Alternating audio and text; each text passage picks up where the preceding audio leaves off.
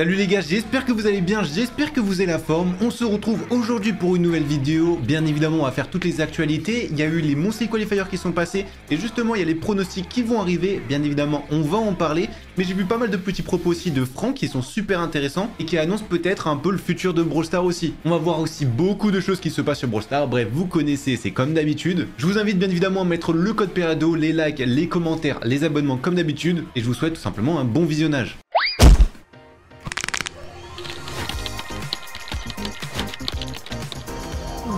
On va commencer cette vidéo avec le compte de Brawl Stars. Alors il n'y a pas grand chose qui est sorti, juste bien évidemment il y a le colonel Ruff qui est sorti, mais c'est bien une des seules choses puisqu'on avait vu Juju la dernière fois. Donc si vous voulez prendre Médor, il est super rare, donc c'est 79 gemmes ou alors 2550 Blinks. Vous voulez le prendre gratuitement. C'est un skin qui est super joli pour le coup. Même au niveau franchement du graphisme et tout, c'est juste magnifique. En plus c'est vraiment un skin pas cher pour le coup. Bref, je valide totalement. Mais bon, ça c'est un peu le moins intéressant. Maintenant on va passer au plus intéressant. Juste n'oubliez pas qu'il sort bien évidemment 2 semaines après en Blinks. Donc pour le moment vous pouvez pas l'acheter. Mais si vous voulez le prendre un peu gratuitement, attendez juste 2 semaines. Maintenant on va un peu parler des qualifications etc. Nous avons les 8 équipes européennes. Donc on va surtout parler de l'Europe, mais on va aussi voir les autres régions qui se sont qualifiées pour les MF. Donc pour ceux qui connaissent pas, on va récapituler comme d'habitude. Pour le moment, et en tout cas pendant 6 mois, il y a toutes les équipes e-sport qui s'affrontent pour décider qui va aller au World ou pas. Donc tout ça, ce sont potentiellement des équipes qui peuvent aller au World. Ces équipes-là, elles se sont qualifiées, donc ce sont les 8 meilleures équipes européennes ce mois-ci.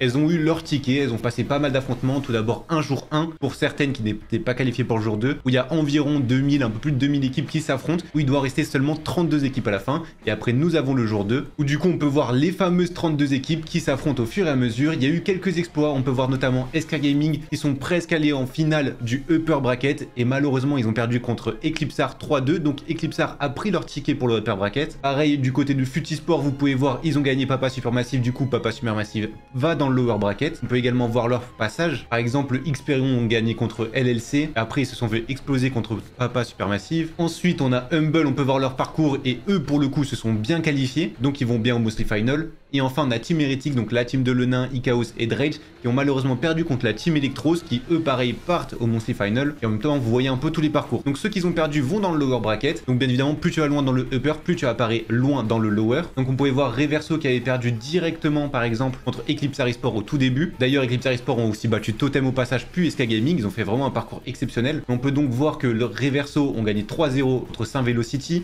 Ensuite, ils ont gagné 3-0 contre Poland, 3-2 contre Millésime, puis 3-0 contre Papa Supermassive, et donc ils sont qualifiés pour les Monthly Final. LLC, ils ont aussi un parcours hyper honorable, ils battent Amof, puis Gloire Fifine, puis Lux Athena, et là malheureusement ils perdent 3-2 contre SK Gaming, donc SK Gaming ont eu vraiment chaud aux fesses lors de cette qualification. On pouvait voir Xperion, ils ont gagné 3-0, puis 3-2 contre Nemesis, et là ils ont gagné 3-2, donc gros exploit, ils sont arrivés à battre la team Heretics, donc Team Heretics ne participe pas au Monthly Final pour ce mois-ci.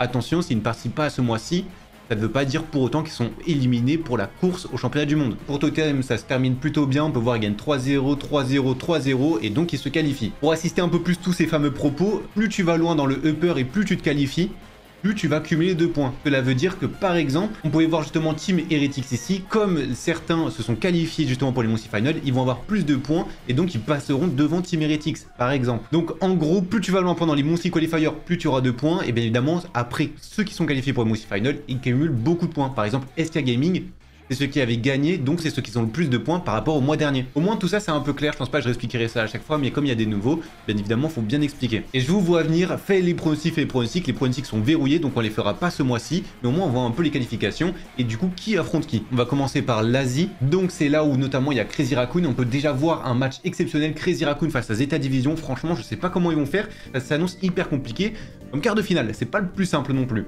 Ensuite, nous avons Navy et For Result, Rival Gaming contre Crazy Gaming et Reject Niwa. Donc on a tous les équipes. Donc franchement, c'est plutôt bien dispatché. Il y a juste une quart de finale qui va être un peu moins compliquée, c'est celle-ci. Mais Reject est une bonne équipe. On a Navy aussi et Zeta Crazy Raccoon qui fait très mal. Et là, il n'y a pas de lower upper bracket. Non, là, c'est élimination directe. Juste, c'est en BO5. Ensuite, on a l'Europe. Donc Asie, ça va se jouer samedi à 14 h. Donc bien évidemment, il y aura les paris avant. Et l'Europe, ça sera dimanche à 14 h. On commencera par Humble face à Reverso Gaming, Eclipsar face à Reply Totem, puis Futisport face à Xperion, Team Electros face à SK Gaming. Honnêtement, les matchs s'annoncent quand même très compliqués, sachant que Eclipsar ont affronté plusieurs fois Reply Totem, ça s'est annoncé toujours en 3-2 avec plusieurs balles de match de chaque côté. Ça s'annonce vraiment compliqué à parier, mais bon, ça risque d'être plutôt drôle franchement pour le coup. Ensuite, nous avons le Sud-Amérique. Donc BC Gaming SA qui sont qualifiés, il y a une bonne équipe aussi, on a Loud qui sont les favoris mais qui sont perdus dans le upper bracket, heureusement ils sont arrivés à se qualifier. Escalalas pareil qui reviennent assez souvent, donc on a quand même les principaux qui sont ici. Ensuite Nord-Amérique, on a Tribe Gaming qui sont qualifiés, Pioneer, Kodoji encore une fois, BC Gaming NA contre STMN et Space Station face à Elevate, bref. Les teams sont plutôt serrés, pareil encore une fois, tous les favoris. Là où il y a eu vraiment beaucoup de surprises, c'est vraiment Europe. Ouais, il y a quand même Team Heretic qui a été éliminé. En bref, il y a quand même pas mal de petits changements, même si la plupart des grosses équipes sont présentes. Mais comme je vous ai dit, les pronostics, je peux pas les faire maintenant parce que c'est verrouillé. Mais vous inquiétez pas, je les ferai, et au pire, je les ferai quand même mercredi, du coup à la prochaine vidéo actu. S'il y a vraiment de l'actualité à dire. Mais bien évidemment, n'oubliez surtout pas d'aller sur Supercell Store, récupérer vos 10 gemmes et si vous avez des choses à prendre, code Peredo. En tout cas, je pense que ça a donné énormément de réactions pour le coup. Dans une grande surprise, ECP a battu 3-2 SK qui battent Totem. Ils sont pas vraiment en forme et c'est plus le même Totem qu'avant, même si ça reste une énorme perf. Maintenant, SK, c'est quand même un autre niveau et ils sont qualifiés par le upper bracket. Ça, vraiment, c'est un truc exceptionnel pour le coup. Bref, on va pas parler d'e-sport, même si c'est hyper passionnant et je pourrais passer 3 heures dessus. On va parler un peu des prochains événements sur Brawl Stars. Ça, c'est vraiment les trucs qui vous intéressent. Le 27 mars, on a l'accès anticipé de Lumi. Bien évidemment, il va sortir aussi en normal le 3 avril, c'est-à-dire 7 jours plus tard. Le 30 mars, on a l'événement Uno. Attention, tout ça, c'est un peu des pronostics, mais ça sera par ici. On n'a pas les dates exactes, bien évidemment pour Lumi, les hypercharges, etc., les skins. Mais c'est sûr et certain ça, mais le reste, c'est un peu des pronostics. Donc le Uno, on sait qu'il y aura un événement, mais pareil, les dates, c'est pas forcément ce jour-là, c'est juste environ. Le poisson d'avril, bon ça c'est sûr et certain, on aura donc 2 skins qui vont sortir, le PAM et le Rico. Pour les skins du Supercell Make, ça pareil, on sait pas l'ordre de comment ça va sortir, mais en tout cas ça sera entre le 3 et le 11 avril, c'est presque sûr. Peut-être ça dépasse très légèrement, en tout cas l'ordre de sortie ça sera ça. Pour les hypercharges, elles sortiront tous en même temps le 3 avril, et bien évidemment vous pourrez les payer en or quelques semaines plus tard, mais d'abord ça sera uniquement en gemmes. Le 12 avril, on aura un événement Retropolis, donc Retropolis c'est concernant les skins, mais c'est un événement concernant Billy, le trio Retropolis, c'est-à-dire avec Bull, Billy. Donc peut-être des skins vont ressortir, etc. Ça c'est presque sûr, mais peut-être il y aura un événement, un tournoi ou un petit championnat, on ne sait pas exactement. Le 17 avril, il y aura peut-être un petit truc, ça on ne sait pas du tout, mais on pronostique plutôt une image, peut-être quelque chose par rapport au prochain Brawl Talk, on n'en sait pas plus, et donc le Brawl Talk le 19 avril. Au moins vous voyez un peu de tout ça, qu'est-ce qui devrait se passer. En ce moment même, si vous l'avez pas fait aussi, il y a un pins bouquet des roses qui est désormais disponible dans le jeu, et hyper facile à obtenir, il faut juste gagner 8 parties, vous pouvez l'obtenir entre le 8 mars et le 11 mars, donc il reste encore un jour, n'oubliez surtout pas de le faire. C'est un petit pins, au moins vous n'arrivez pas à l'acheter, et vous aurez autre chose si un jour il a gagné ou quoi que ce soit. Bref, n'oubliez surtout pas de le faire. Ça reste ça, c'est sympa, c'est juste 8 parties quoi. Là maintenant on va passer à des propos assez intéressants, vous allez comprendre assez vite. Là par exemple on peut voir le lobby le plus riche de tous les temps parce qu'on voit que des gloires aliens, bien évidemment maintenant c'est plus si rare que ça, attention il y en a quand même très peu des gloires aliens, mais c'est plus le plus rare non plus. Et justement il y a marqué ceci, Franck qu'est-ce que tu en penses, une prochaine gloire Galaxy? Et on peut voir Franck qui répond, je ne sais pas, par contre c'est Gonz Vasquez qui cuisine, donc c'est lui qui fait des gloires. Là où c'est intéressant c'est que Franck ne nous dit pas non il ne va pas avoir de prochaine gloire ou quoi que ce soit, par contre on sait que c'est ce fameux mec là qui est en train de cuisiner. Donc ça veut dire prochaine gloire, peut-être pas dans le prochain Brawl Talk, mais ça apparaîtra prochainement en tout cas. Autre propos intéressant, on pouvait justement voir Franck parler au niveau de Finks, il nous dit, Franck, est-ce que ce skin là va revenir à nouveau, donc le fameux skin de Tic. Attention, celui de Nita, Eve ne vont certainement pas ressortir. Par contre, celui-là, on a une affirmation. Regardez-moi bien ceci. Ça nous dit simplement, oui, il reviendra encore une fois. Ce skin-là, normalement, il apparaît jusqu'au 22 juin, il me semble. J'ai pas envie de dire de bêtises, mais je crois que c'est ça la date. Donc, vous aurez encore une chance de le payer. Mais bien évidemment, ne le ratez pas parce qu'après, il ne sortira plus jamais. Déjà que Nita et Eve ne ressortent pas. Donc, prenez bien les si vous les avez pas pris en tout cas. Mais ceux-là vont bientôt disparaître aussi. Enfin, maintenant, j'ai vu plein de petits trucs en vrac. Du coup, on va un peu réagir à tout ça. Honnêtement, ça, franchement, grosse masterclass. Je sais pas si c'est réellement un bug ou quoi que ce soit, mais regardez-moi comme il prend cher le buzz. Il était quasiment full life, donc là il prend ses dégâts, mais au fur et à mesure il prend plein de dégâts. Donc voilà, faites attention, si vous jouez buzz, honnêtement ça peut être très intéressant pour vous faire défoncer par un Chuck. Voilà, on sait jamais, hein. Mais en vrai, archi drôle, ça se voit bien que c'est un Superman le buzz. Hein. On avait encore des spoilers, par exemple ceci au niveau de Gus et Shade. Ça, c'était une image quand Shade est sorti, donc ça date de quelques mois, on va dire 4-5 mois environ. Et justement, il mettait cette pose-là. C'est exactement la pose de Finks. Je sais pas si vous vous souvenez de ça, c'est vraiment quand Shade était sorti, donc il a rejoint le trio avec Gus et Chuck. Il y avait une animation où Gus il était dans le train et Shade après il prenait vie parce que c'était les vêtements de Gus. Bref, je sais pas si vous vous rappelez. Bon, l'image ici, on s'en fout, mais par rapport à ça, c'est plutôt intéressant. Là, j'ai vu l'hypercharge de Byron, à quoi ça ressemblait. Donc, potentiellement en mai ou alors en juin, ça devrait sortir. C'est l'un des 2 mois. Normalement, ça va pas être repoussé plus que ça. On peut voir, il met un ulti. Et franchement, si je vous le montre, c'est que j'ai vraiment bien kiffé. Alors, niveau des couleurs, bien évidemment, c'est un concept. Donc, il sait pas gérer les couleurs, peut-être. Mais par contre, tu vois, l'ulti, c'est un ulti classique. Et après, ça part dans tous les sens de cette manière.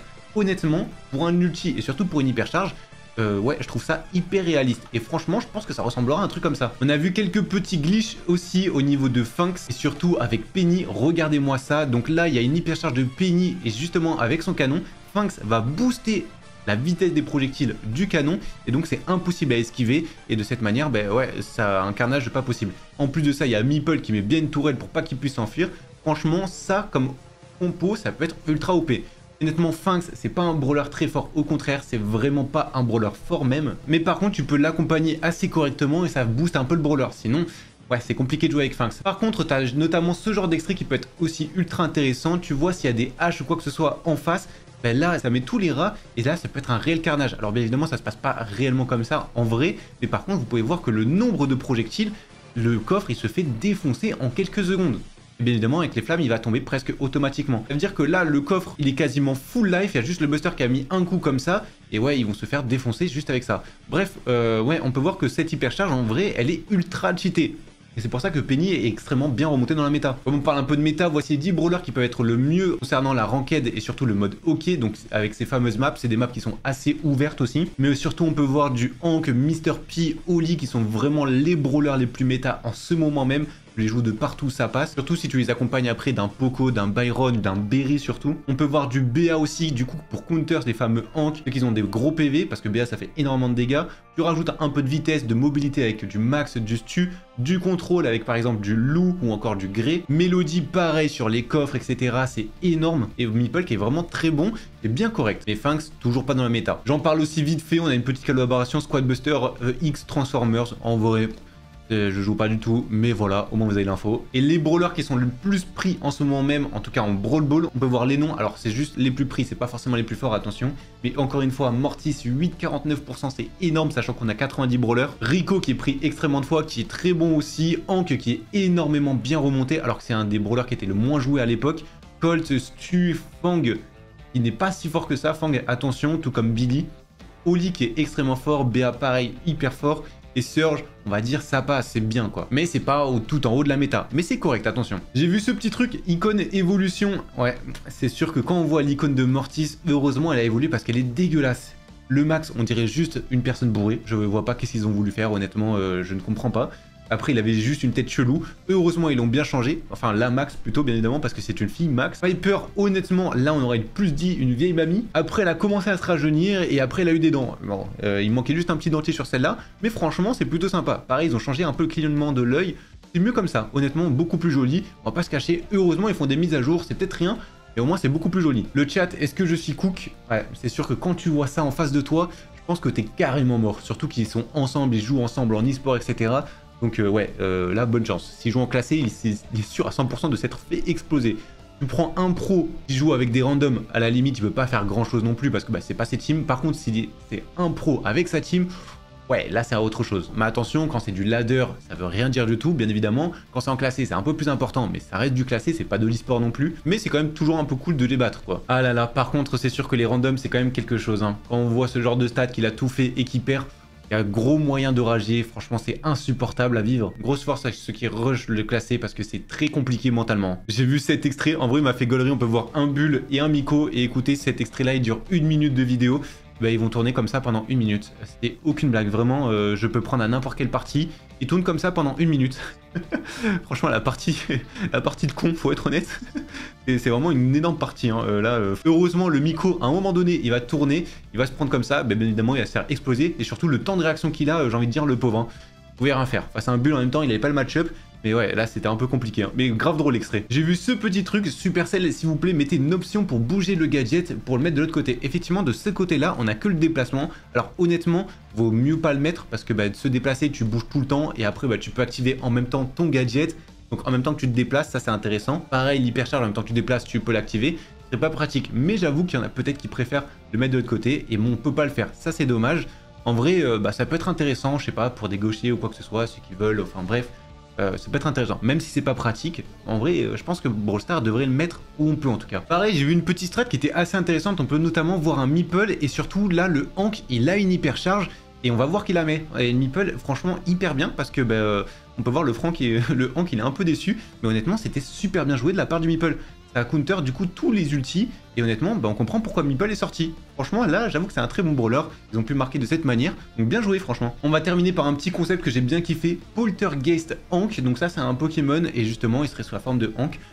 J'ai grave kiffé, il nous a fait du coup un petit concept comme ça pourrait tellement bien le faire en plus avec son fameux T, parce que de base, bah, sa petite évolution c'est T noir, ressemble à ça. Franchement, magnifique. Bon, j'avoue, même, tu vois, un petit pin, ça passerait ultra bien. Là, on a la fameuse icône. Honnêtement, je kiffe, bien joué à toi. Je sais pas que vous en pensez, moi je valide totalement. Bref, on a vu un peu tout ce qu'on devait voir lors de cette vidéo. J'espère qu'elle vous aura plu, j'espère que ça a été utile. On se retrouvera du coup pour une prochaine vidéo pour les pronostics. Vous inquiétez pas, je les ferai. Même si ça s'annonce plutôt compliqué du côté Europe, le reste ça devrait aller. Même si la méta a totalement changé et beaucoup d'équipes e-sport bah, ne savent pas comment jouer, ne savent pas comment draft. Enfin, bien évidemment, ils savent, mais il y a beaucoup plus de surprises. Le jeu est plus complexe pour les pros. Ils peuvent se battre par des équipes qui sont techniquement moins fortes. Tout dépend de la draft. Et ça, c'est plutôt compliqué, pour le moment en tout cas. Je vous remercie d'avoir regardé jusqu'ici. On se dit simplement à la prochaine. Et ciao les gars, tout simplement.